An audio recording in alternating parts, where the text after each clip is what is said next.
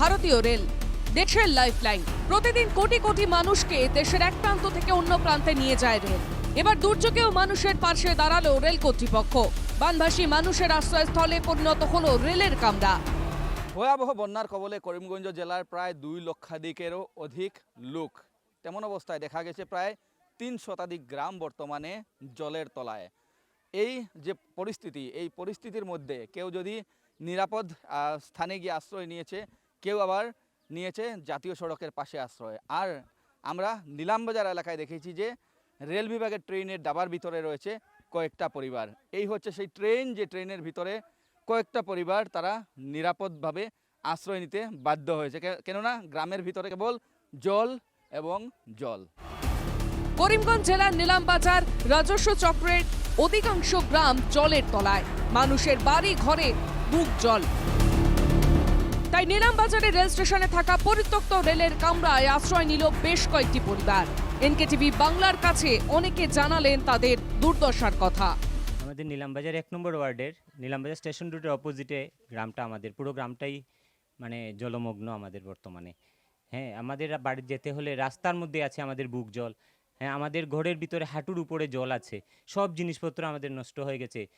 যদি কেউ না দেখে, না বুঝতে পারে, না গেলে কেউ বিশ্বাস করতে পারবে না যে এত বেশি জল হয়েছে, যেটা আজ পর্যন্ত কখনো হয়নি। হ্যাঁ, এসেছে জল, অনেকবার জল এসছে, কিন্তু জল আমাদের মনে করুন উঠানের মধ্যে হাঁটু জল ছিল, রাস্তায় কোমরের নিচে জল ছিল, কিন্তু এবার আমাদের এত অবস্থা হয়েছে যে বুকের উপর জল হয়ে গেছে, রাস্তার উপর, উঠানের মধ্যে আমাদের কোমরের উপর জল আছে, ঘরের মধ্যে আমাদের হাঁটুর উপর জল আছে। অনেক জিনিসপত্র আমাদের নষ্ট হয়ে গেছে। ঘরের ভিতরে এত জিনিসপত্র ছিল, সব জিনিসপত্র তুলতে পারিনি, এত তাড়াতাড়ি জল এসে আমাদের রুমের মধ্যে ঢুকে গেছিল। গত দুদিন ধরে ট্রেনের ভেতরেই রয়েছে 12টি পরিবার। রেলের পক্ষ থেকে থাকার ব্যবস্থা করে দেওয়া হলেও এই বন্যাক্রান্ত পরিবারগুলি পায়নি কোনো সরকারি সহায়তা।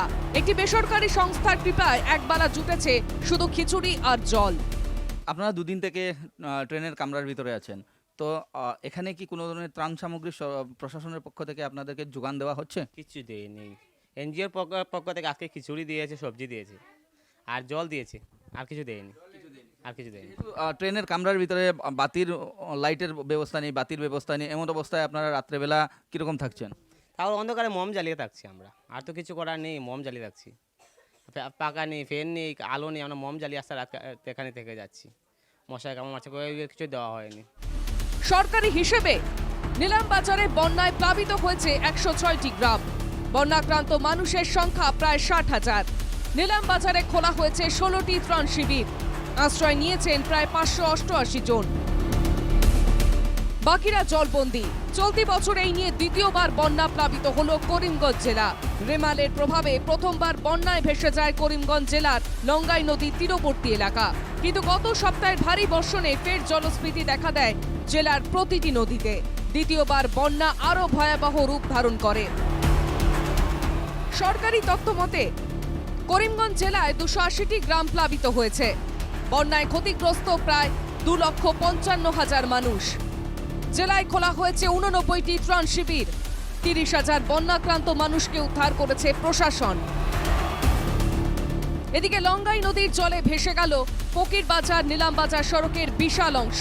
ফলে লাতু, নয়াবাজার, 10 গ্রাম সহ বিভিন্ন এলাকার শতাধিক গ্রাম যোগাযোগ বিচ্ছিন্ন হয়ে পড়ে। প্রশাসনের পক্ষ থেকে ওই সড়কে সব ধরনের যানবাহনের চলাচল বন্ধ করে দেওয়া হয়েছে। ফলে বিপাকে পড়েছেন শতাধিক গ্রামের কয়েক হাজার মানুষ। করিমগঞ্জ থেকে মিষ্টু দত্তের রিপোর্ট, এনকেটিভি বাংলা।